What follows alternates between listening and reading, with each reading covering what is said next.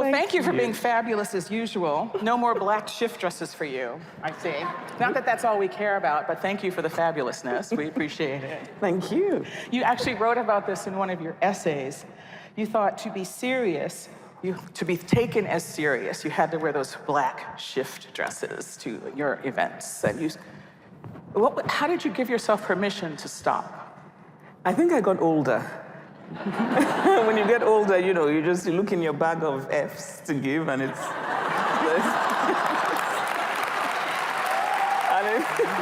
right? I think many women here recognize that feeling. But really, more seriously, when I came to the US, I realized, because this is not the case in Nigeria, that when you want to be taken seriously as a woman, intellectually, you're not supposed to care about your appearance. Because if you do, then it somehow means that you're shallow or all sorts of things. I think this is a particularly Western thing. Because on the continent of Africa, it does not happen. You see intellectual women and they are just fabulous from head to toe. And nobody judges that in the way that it's done in the West. And I think that there are many women like me who are very interested in the life of the mind, but also care about appearance and femininity. And so I kind of wanted to come out. And I thought that by coming out, I was hoping that my fellow women like me would also sort of say, you know what? We're done pretending that we don't care about appearance. That's right. Well, I did my best. Sorry, I'm sorry. I'm in radio, I don't care. So Dream Count. But I have to say, thank you, Michelle, for doing this. I have to also just, I don't know, I'm hoping that you all know who she is, but I have admired this woman. But it's true, though, it's true. And, speaking of serious and fabulous. Oh, well, thank you. It's true. Thank you. It's true, though. Thank you for that. So Dream Count is your first work of fiction in 11 years. How do you know when a story is coming to you?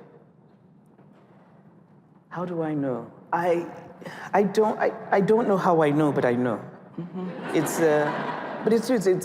There's something. Sometimes it's hard for me to answer questions about process because it's not entirely conscious. Right? So sometimes I don't know why. There's a magical part of writing fiction, at least for me.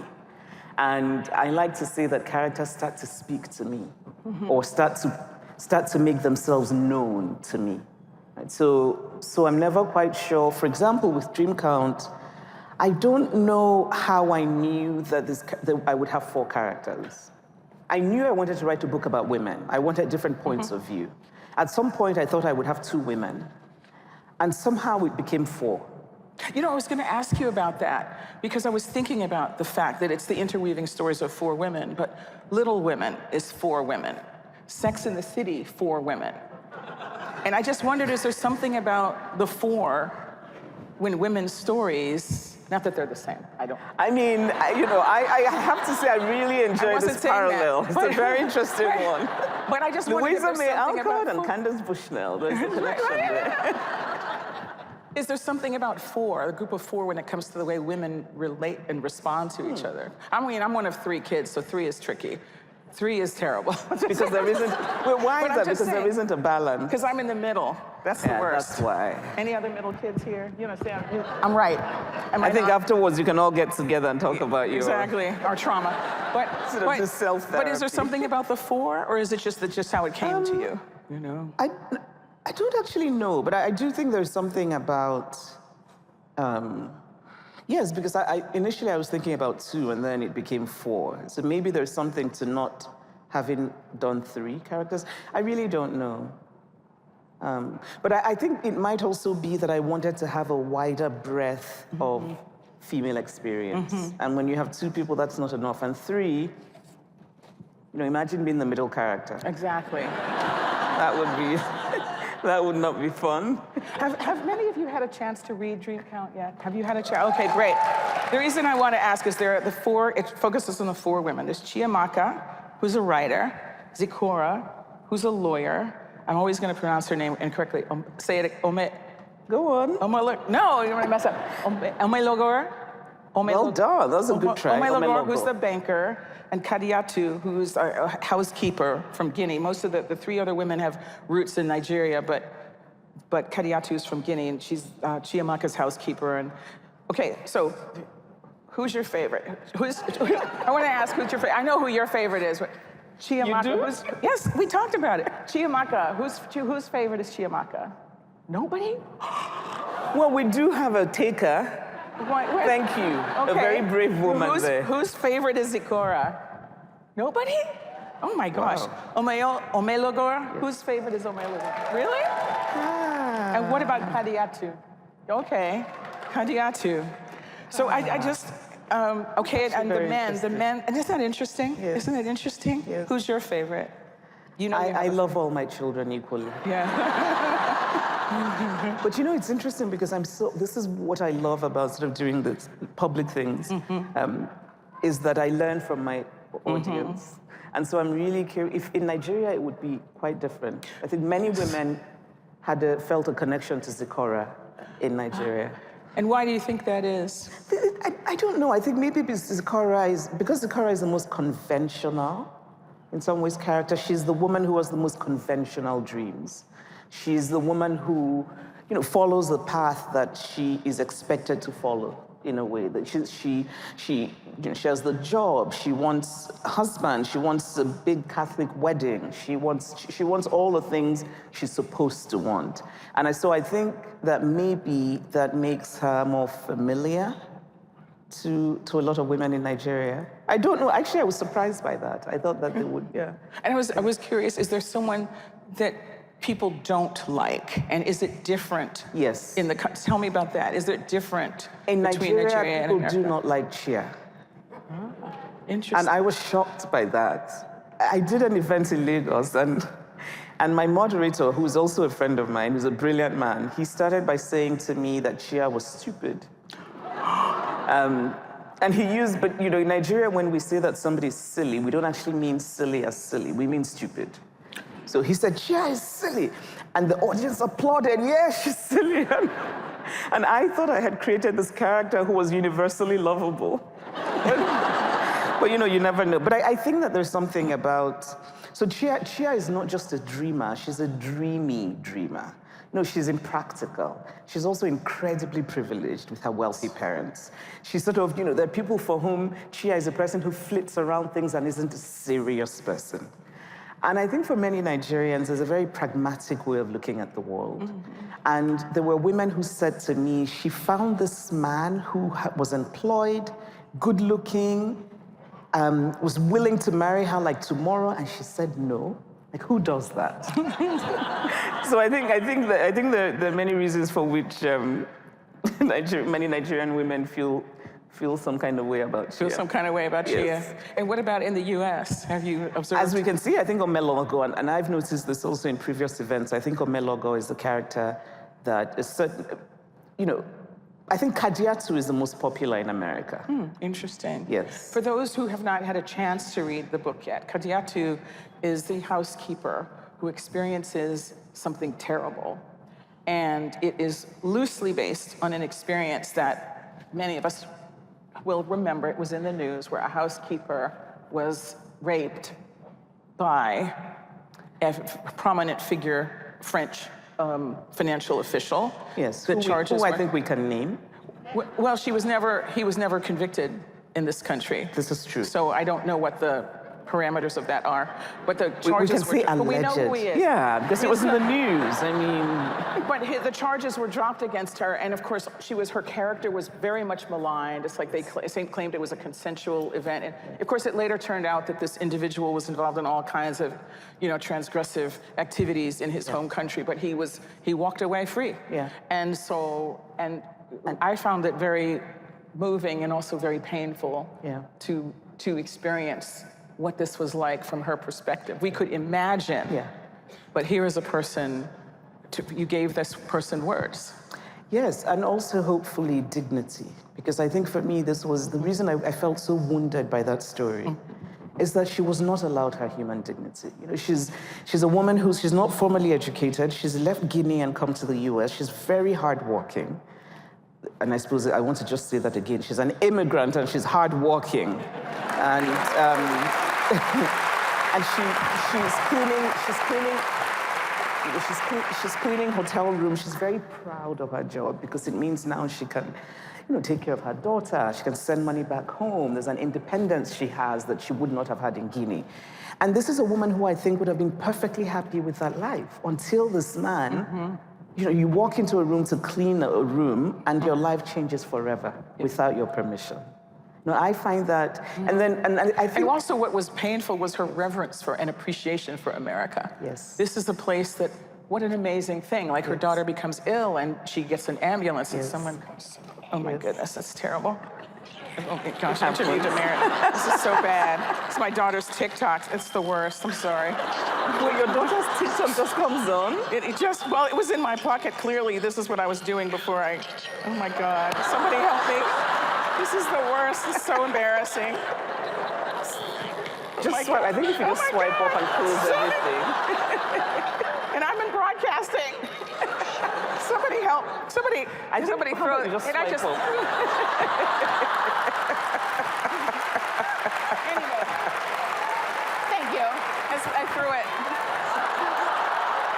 Thank you, as we were saying. Now that's a class act. Oh my God. Okay, so what's really painful is that she so reveres America. Like her daughter is sick and someone comes, right? She can get help for her. It's not, she thinks, what a great country, what a beautiful country. And also when she first accuses this man, he's arrested. He's arrested. Which would not happen in Guinea or in Nigeria. Well, the other thing that was interesting to me is the book, as in Americana, makes these very kind of wry and I would say nuanced, but very pointed observations about the two countries and cultures. And one of the things in Dream Count is the coverage of Kadiatu's situation overseas, when I think Chiamaka is overseas and first hears about it overseas when she's visiting home, is how maligned she is at home in the media in her country, at least on the continent. Why is that? I think for a number of reasons. There's always power. I mean, there's that idea that if this thing has been said in the West, then it's likely to be true. Which I think, obviously, we can talk about how it's a consequence of colonialism, how it's a kind of, it's a consequence of coming from a place that has a history that is just steeped in, this idea that the worst thing colonialism did isn't just, plundering natural resources. It's teaching you to detest that which is yours. That's actually, I think, the most, and of course, many of us manage to overcome that, but there's still this idea that news that comes from abroad is likely to be true. And so what happened in Guinea is that they just picked up stories from things like the New York Post, that said, oh, she's part of a prostitution gang, that kind of thing. Or stories that said she had been used by his political rivals to set him up. And there's something, I remember just being struck by that idea of setting him up, because I thought, what does it mean that you set a person up simply by walking into his room with a female body? What does it say about this person? I mean, we don't realize that we are, in fact, this idea that you set a person up simply by sending a woman into his room, it means that this person maybe shouldn't be in a position of power. And also we were made to see all of the things that he would likely lose. He was no longer going to be president of France. He would no longer head this very important financial institution. But the coverage that she got was more of, what's her angle? Right? Is it prostitution? Is it money? And so we were never made to see the humanity of this woman. Right? And I've never understood why people, when women, and there's something about that entire case and that just really wounded me, because I thought, we're sending this message to women. We're saying to women, if you're ever sexually assaulted, if you ever expect to get a chance at justice, then you have to be a perfect human being. Because, the case was dropped, because they said she had lied. And they kept talking about how she had lied. And I remember watching TV, and his lawyers were on TV, and they kept repeating lie, lie. And I felt that was quite strategic.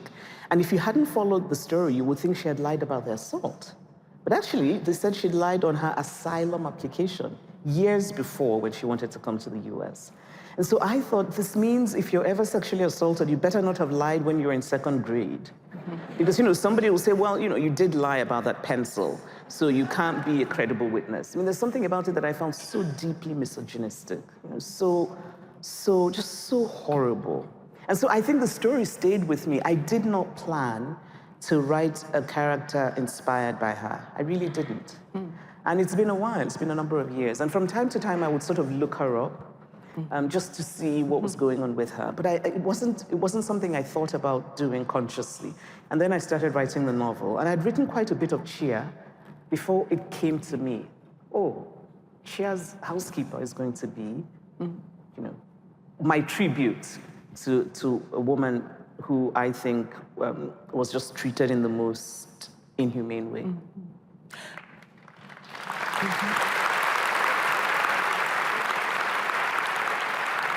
You don't let either culture or society off the hook. And I'm going to do the most Washington thing ever, which is quote myself. Actually, actually you. This is from a conversation that we had about Americana in 2014. And you said, we were talking about how funny Americana is, but it deals with some very serious things. And Dream Count, is your TikTok going to go off too? No, I didn't realize that mine wasn't on silent. Oh, okay, great. Well, it's very bad manners. Mine was on silent. No, I mean bad manners for me, not you. TikTok is fine. No, it's actually not. This book is very funny. We're talking about some very serious things, but it's also very funny. But this is what we were talking about Americana, and you said, I think Americana is serious. I think that race is a very serious subject, but I also wanted to poke fun at it. I wanted to poke fun at so many things, so many ideas, one of which is the idea of self-censorship in this country, and the way you're supposed to talk about certain things and the things you're not supposed to say. And so I think there's a bluntness about the way that the character writes about race that I felt might make people uncomfortable. And one of the things about the US, I think, is that in general, people want to be comfortable. Yeah. And so to that end, are there things in Dream Count, I have my list, things in Dream Count that you wanted to let people know really needs to be discussed, even if it makes them a little uncomfortable? What's on your list? On my list? Well, I have a long list. Self-censorship, sort of political correctness. Yeah. One of the characters goes back to grad school and is promptly instructed about how she should think about race in this country, and she's like, wait, what? Yeah. And also some of the other, one of the friends is visiting, Omelugor is visiting Chiamaka, and she says, she tosses off some comments that she said would be normal in Nigeria, but that here, she said, you said, the way you wrote it, she said, bruise the air. And yeah.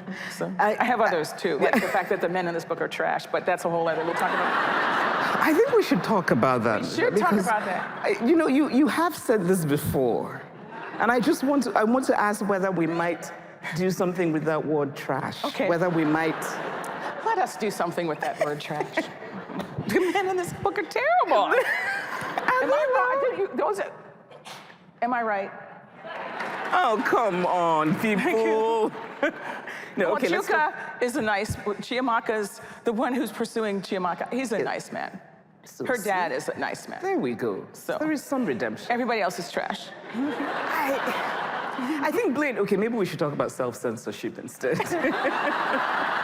I do feel protective of my men. Okay, right? let's talk about that. I'm their god, right? Right, you made them. So, and they worship me, so I have to sort of give them little bits of, no, but really, I'm surprised that I said that years ago. You really? That I actually said self-censorship.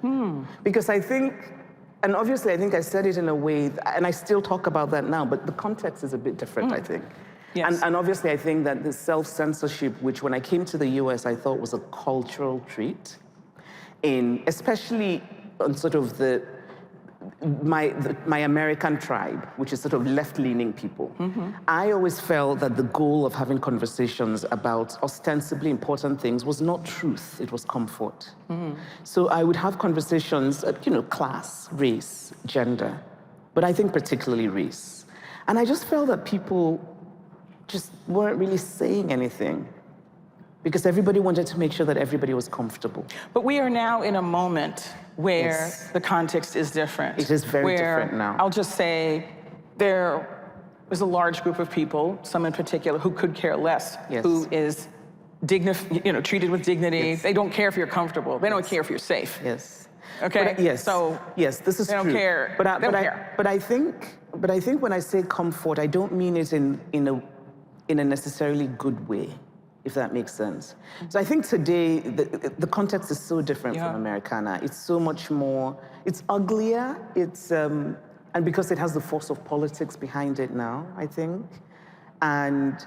So it's a big shame, I think, because now you can't even talk about why it's important to speak truthfully about certain things, because sometimes when you do that, inadvertently, you're feeding an ugly monster that you don't want to feed, Yes, and I'm interested in how you're thinking about that now in the current moment, because one of the things that you have done with your work is raise things that you don't think people necessarily talk about. Yeah. And that I think are important to talk about, because... But you're in a moment now where some people talk about things in the most stereotypical, punitive, violent, almost, sometimes explicitly violent way. Yeah. And I'm just curious how you're thinking about that. It's difficult and different. There are times when, it's important, I think, for me to remember that the things that matter still matter. In other words, I try very hard not to have, and let's be very clear and honest, that America is, there's an administration that I find deeply inhumane, that I find, yesterday I was very sort of honored and grateful to speak at the Library of Congress, and it made me think about a wonderful woman called Carla Hayden, who, and I think talking about situations like that are important. This is a woman of great intelligence, great grace, a librarian who was the Librarian of Congress, and to be fired in such a disrespectful, inhumane way, I think speaks to something much bigger. I think it's important that we keep saying to ourselves that what is not normal is not normal, right? Because sometimes there's a certain kind of, let's not talk about this because it's uncomfortable, but we have to. But at the same time, you have to try and strike a balance. And I think for me, it's always thinking about what that balance is. Because sometimes as well, I think that you don't want to feed, stupidity and evil, but also you don't want to be silent. And I don't quite know the perfect balance, but I think it's one that I think about quite a bit. And maybe it's one that we should think about every day, how to strike this balance. Not to, there is it feels to me that there is this sort of, this need to take up space, by which I mean each new crazy thing that's dropped on us we're supposed to become obsessed with. And I think that I don't want to be. I don't want my days to be ruled by, oh, what's the latest craziness in the news? But at the same time, I don't want to be completely removed from the news. I need to know what's going on. I mean, I need to know when they've put out a sign saying, time to kill black women. No, I'm joking. But that's a bad joke. But really, my point is that I'm trying to strike a balance. I don't know that I have, but every day I think about this and think about what should we engage with and what should we not. One of the things that I found really fascinating is, again, you turn your eye on both countries, Nigeria and the United States, and cultures. Yes. And one of the things I really was interested in is Emelogo's a banker, and I was really fascinated by how you unpacked the corruption in the industry in Nigeria. And this is the first chance I've had to ask you about this, because you give this really kind of granular description of how it works. How did you know those things? And do we need security to get you out of here? Because it's so Because I mean, this is one of those things you kind of glanced on in Americana, how one of the characters, the reason he's Americana is he so wanted to come to the United States. It was so difficult. And he goes back to Nigeria and becomes very wealthy through just almost like this magical process of being around the same people, but you don't really know how it works. In this book, you tell, this is how it works. First of all, how did you know that? And secondly, why did you think it was important to describe it? So I was fascinated by First this. question I cannot answer. Really? Yes. Oh. You're a journalist, you know that we have to protect our sources. Oh.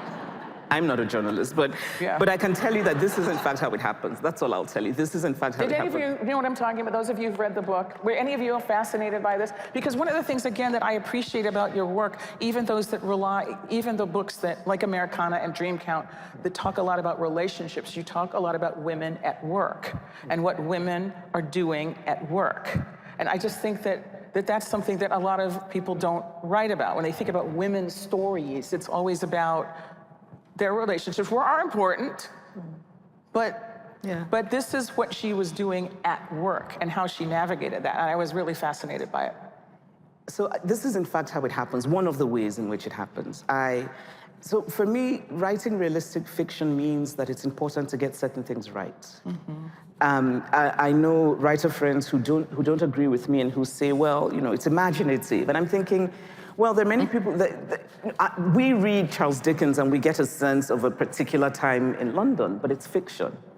And so I kind of want when I'm no longer here in 100 years, I hope that if somebody reads this book, it gives them a sense of what life was really like. And so because of that, I do a lot of research in general. I did a lot of research for Kadiatu. I did not know anything about Guinea, and I just really swallowed myself in it. But with the banking, yes, I asked a lot of questions. Somebody said to me in Abuja, why have you told them? And this to me was the best compliment. I was like, okay. I think it's important because, for a number of reasons. She's a banker and she becomes very wealthy, and she's a woman who wants to be wealthy, but she wants to be wealthy on her own terms. She doesn't want to marry a wealthy man. She wants to find the wealth herself. And often to do that, when you're working, a regular banker, she makes the choice to become involved in corrupt things. I wanted my character to be very flawed. And I think it also, I say that now looking back, because when I was writing it, I wasn't really consciously aware of all of this, but also to have something from which she seeks redemption. So she's quite, Omelogo, there's an idealism in her. She's very sarcastic, she's very unconventional, but she really does long for the those pure things, justice and peace and things, the right things. But she makes the choice to get involved in this just really bad, corrupt practices. She becomes very wealthy. And so it becomes a reason, I think, for her to then seek redemption. She wants to cleanse herself, which is why she wants to come to the US to go to graduate school, because she thinks, I've done this bad thing, I've made a lot of money. And she also uses her money in a way that is interesting. Right? Should we just say, or no? Because I know people feel very strongly about spoilers. No, okay. Read the book. So let me just say here, and forgive me, I hate that this might become a fitness contest. This is not our intention. But there's a microphone there, and there's a microphone here. And if you would like to participate in our conversation, our time will not be as expansive as we would like, because Chimamanda is going to be signing some books after this. Yes. But if you have a question, now would be a really good time to kind of come and join us. We will take as many as we can. Questions, comments, as many as you can. So both sides here, and we'll do what we're going to do. And we'll come to questions in just a few minutes. The other thing about Emelogo is that one of the things that you've been very, vocal about is the dehumanizing treatment of LGBTQ people, and especially legal frameworks that criminalize them as people. And one of your characters, Omelogo, defends a good friend of hers who's being blackmailed because he's gay. And the way she goes about handling it is so funny and so deft, and I so wish I could do it. Like, I wish I had a chance to do something like this. How did that come to you? Do you recall? Do you all know what I'm talking about? Jide, her friend, is being blackmailed, and so oh my goodness, lots of people want to talk now. So, because in Nigeria, it's actually a crime to be homosexual. And this law was passed a number of years ago, and I remember writing against it and then being told that I was putting myself in harm's way because it's also a crime to write about sexuality. But I have a friend who did tell me the story of. Is that why you live here mainly now? No, I don't actually. I do Go half back and half. forth. You do go back and forth, yeah. I do. Because there isn't much of a difference between Nigeria and the US now. Let's Really? be honest. Yes. And I can tell you seriously, Michelle, I feel much safer in Lagos. Really? Yes. Safer how? I mean, it's just speaking of safety. I mean, when you ask this, there's the reason you live mostly here. I've been away the whole summer. I was in Lagos, and I came back, and yesterday was the first time I was coming into DC, and I wasn't sure what to expect because I'd heard in the news that suddenly that the National Guard is in DC, and I wasn't sure. I was thinking, are we going to be stopped on the streets? Do you have to get? It's just a strange thing, and I did not think I would ever be in a place where I would feel a kind of anxiety about coming into a city I love, Washington, D.C., but this is how I felt. I don't feel that way about going to Lagos, right? So it's really, in a way, it's living in two countries that are very different, but also increasingly similar. Because there's a strain of just knowing that you have an unreliable leadership that can take decisions that have consequences for you in a way that is not good. I feel a book coming on. Let's start, and I'm so sorry again. I'm going to apologize in advance. Our time is short, so let's try to talk to as many folks as we can. Why don't we start here and we'll take turns, yes? Hi, Chimamanda. I'm a huge fan, first of all, and you look beautiful today. Thank you. So I just wanted to give you a compliment. But currently, I'm rereading Half of the Yellow Sun. And in my rereading, I also ended up watching the movie for the first time. And so my question is a little bit weird, but I just wanted to ask, why did you let Thandie Newton play Olana? Okay, Tandy's a friend of mine. Next question. Okay. No. No, I should say, no, but really seriously, thank you for your question. And I really had nothing to do with the film. I had a feeling. No, but I'm not. But also film, I do think that Tandy is a very good actress, I should say. I do too. Yes. It wasn't about criminally her, under. Yes, but I think what you're saying is it didn't quite capture the book. I don't think a movie can. This is the thing. And in general, I'm just sick of talking about movies. I think books are so much more important. I get very irritated. No, honestly, I have to tell you. Somebody who I have to tell you, I get very irritated when people. I kind of disagree. You do? Yeah. You're so wrong. Books are so much more. No, but here's the other. I mean, I think this culture. We don't have enough time. But there's something about. But what I have found is that, and I know that film is a very important medium and it's art and all of that. It can be art. But when you see that books are made into films, it's always often a process of simplifying. Yeah. And that bothers me. And so when people say to me, it's so wonderful, is your book going to be made into a film? And sometimes people get much more excited about the possibility of a film than a book. And so I cannot help but feel extremely grumpy about it.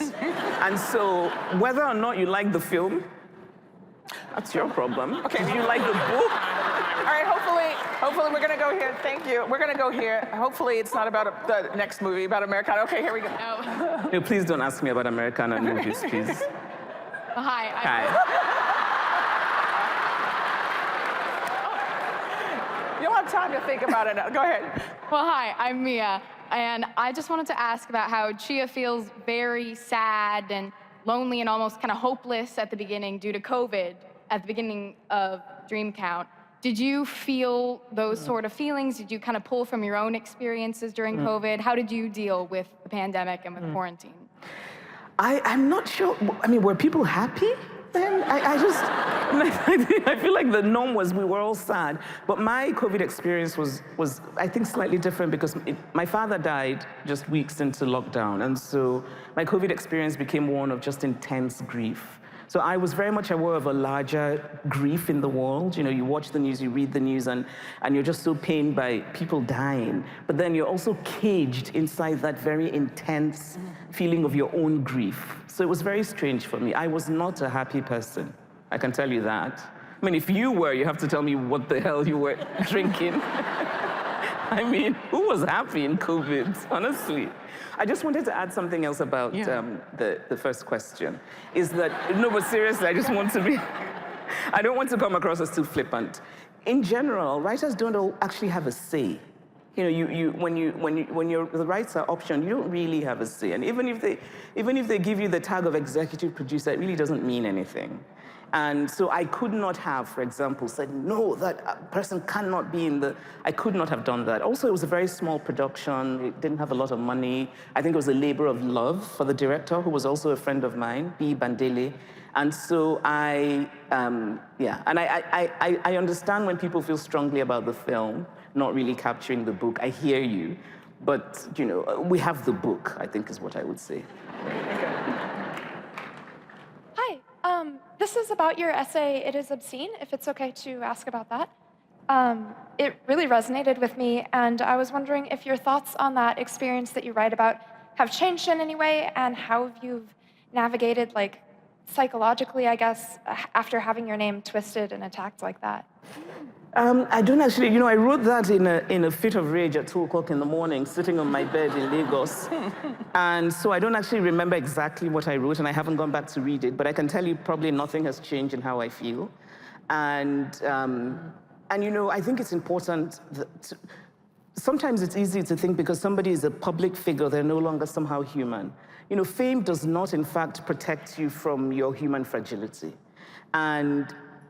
But I'm also at the same time aware that you have to be, I can take things, right? I mean, but I cannot take certain things. And so I just think we live in a time where somebody who you have treated well, you've been kind to, will turn around and viciously do something and tell lies about you publicly because it benefits them and because they suddenly become somebody for doing that. I find that vile.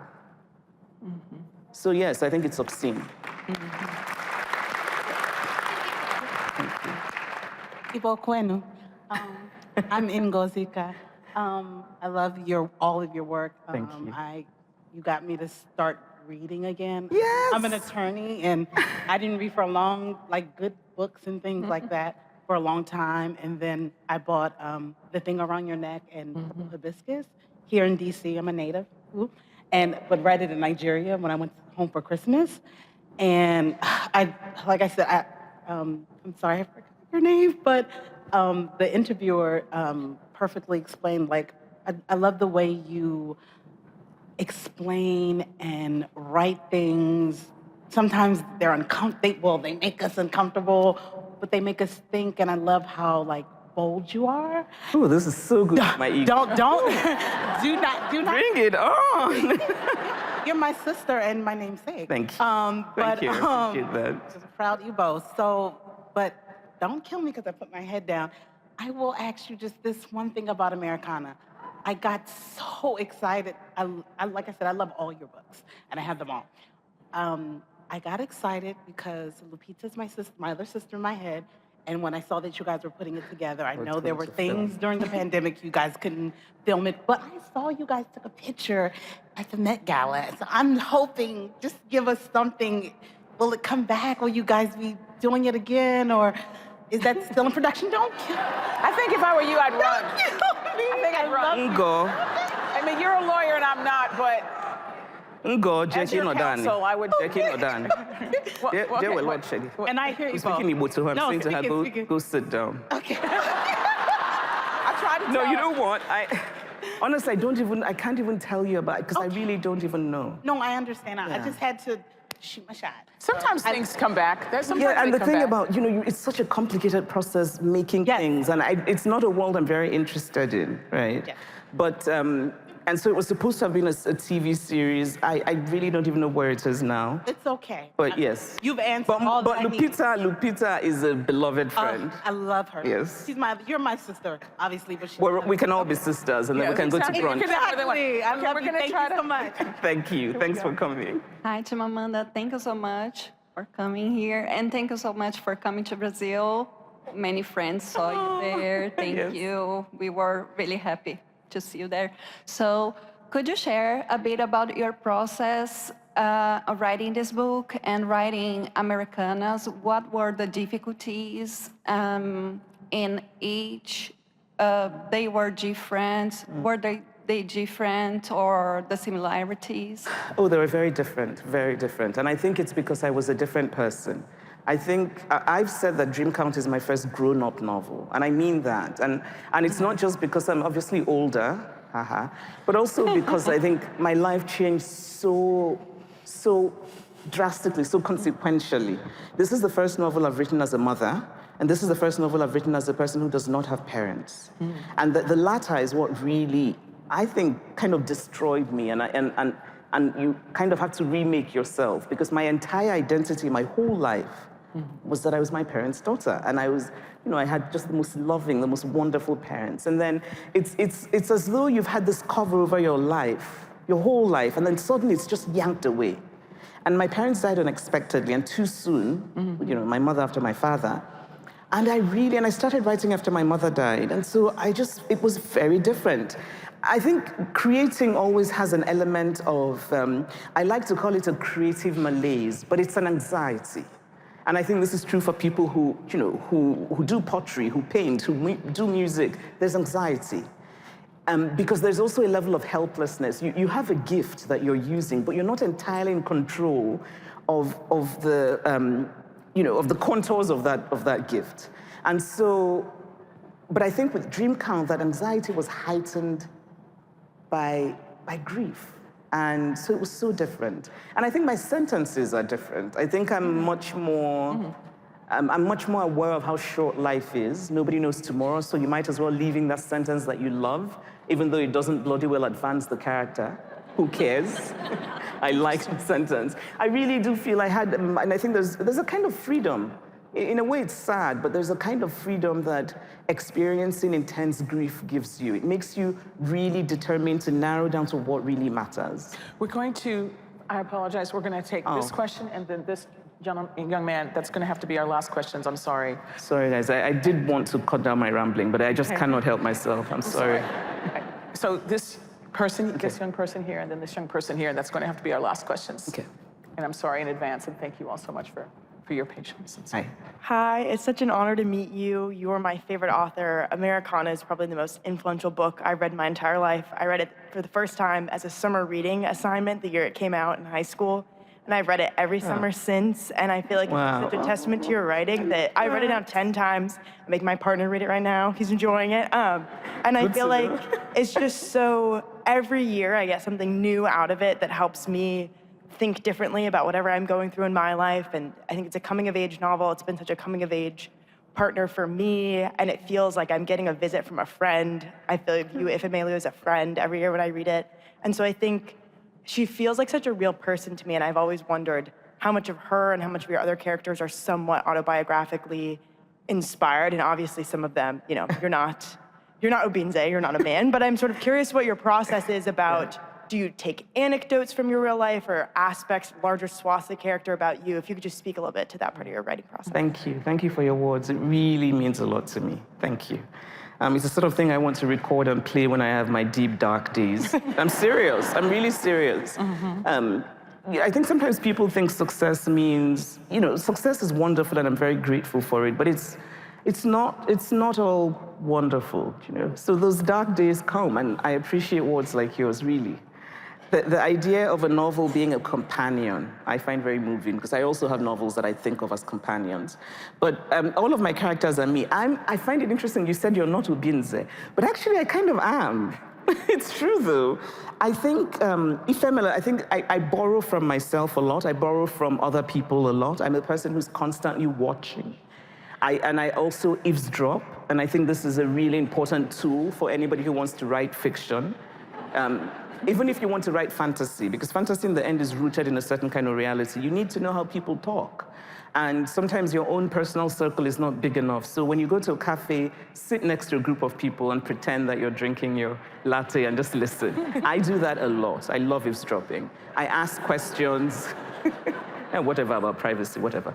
And so And I think it's important just because, again, this idea of writing realistic literature that's supposed to reflect us to ourselves, right? And so you cannot just, I mean, imagination comes from somewhere. And so, of course, I never use them exactly as I hear them, right? I do things with them. So I have friends who have read my books and they've said, but that's not quite how it happened. And I'm like, yeah, it's my novel. I get to decide. But Ifemelu, I'll tell you what a friend of mine said to me, someone who knows me well, okay, he said to me, Ifemelu is you without your warmth and without your caring. Uh-oh. And so I thought, is that a compliment? But yeah, so that's what he said. And I think he meant, I personally think that Ifemelu is much more interesting than I am. I think she's bolder in a way than I am. But Obinze has a lot of me, actually. Obinze sort of book-obsessed. I took a lot of me to make Obinze, but I don't think I'm as kind as he is. Yeah, I mean, sometimes I wanted to smack him. We have to go here. Okay, That's okay. where we have to be. Our last. But thank you so much for your... Here you go. Odelu, my name is Oliso Kibo, and I like to read and write book reviews, and I'm Igbo, and I wanted to ask you what you think about the kids that don't read, that are my age, what you have to say. How old are you? Sorry. Make them read. How old are you? 14. 14. Oh. Please, I love this. I love it. Thank you. I'm so happy you're here, really. Yeah. Thank you. I'm happy that you read, and that I'm happy that you know that you're kind of better than your friends who don't read. Because you are. So what do I think about them? We need to get them on board. That's what I think. I think we need to get them reading. I do think that we live in a time where it's much more difficult for kids to focus because there's just so much, and there's screens and there's shiny things and all of that. But there's still people reading, like you, and there are actually many 14-year-olds who read, and you just need to get your friends on board. You need to make it cool again. It is Is that a cool. word that they use? They don't even use that word. Oh, Lord. That expression, I think we might want to put away for a while. Until Better, you'll think of a better one. we need to re-cool it. So we're going to have to let you go now because you have to get to your book signing, but I always like to ask my guests to give us a closing thought. And one of the things that I noticed is that you've dedicated this book to your mother. And I just wondered, would you tell us a little bit about her? Sorry if you didn't get to ask your question. Sorry about that. Yes. But thank you for standing up Thank you anyway. for It's always an coming. act Yes, of bravery. it's a- My mother was a... I just actually get stupidly emotional. So I really deeply, I'm still in a kind of, I've not made peace with losing my mother. I think I've made peace with losing my father, but not my mother. And when my father died, I thought this is devastating, but also there's a sense in which, well, we still have mommy. And then my mother died on my father's birthday, which is just so absurd. When you think about it, if somebody wrote a story like that, you would tell them, the symbolism is a bit too heavy. Right? Tone it down. Father dies unexpectedly. Months later, mother dies unexpectedly on father's birthday. It's just, and so I felt a sense of I still feel quite disoriented because in my mind, this is not how my life was supposed to go. My mother was beautiful. My mother was full of light and energy and charm. My mother wanted to feed everybody, so our house was always full of food. Friends always came to eat. My mother wanted to feed people. I remember a friend of mine, Mukhtar, who came to visit us once, and he's quite skinny. And my mother looked at him and said, "You're too thin, come and eat." Right? She wanted him to stay a few days so she would fatten him up, she said. And my mother had a kind of ambition for which she did not apologize, and that was so important for me. She had a full life. She had 6 children, and each of us, I think it's remarkable, felt individually known and seen by her. She was fiercely protective, and so if my mother were here, she would tell you this book is wonderful, but she would not have read it. She was fiercely protective, and the last thing I do want to say is that part of my difficulty in grieving in a way that I think is healthy, because I'm really not, is that I have a lot of guilt. And the guilt is that I think I took my mother for granted. And I want to talk about it increasingly because I'm hoping that it helps someone else whose mother is still here. And I think this is particularly true for mothers and daughters, that our relationships are often a bit more complicated, a bit more complex, a bit lacking in the simplicity that often is a mark of mothers and fathers. And I think sometimes we take our mothers for granted. Sometimes we don't extend to them the grace that they deserve. So my mother and I were close. We got along mostly. But I remember just being irritated by things that now I think back about it and I think, what a waste of time, right? I remember being judgmental about minor things that I would not be judgmental about with my father. And it might be that I placed her, I don't know what it was. It's that mother-daughter prickly thing. And I just want to say to the daughters here, if your mothers are still here and you kind of identify with what I'm saying, let's extend a little bit more grace. She is very much here. Yeah. She is here. Chimamanda Ngozi Adichie. Thank you. Thank you.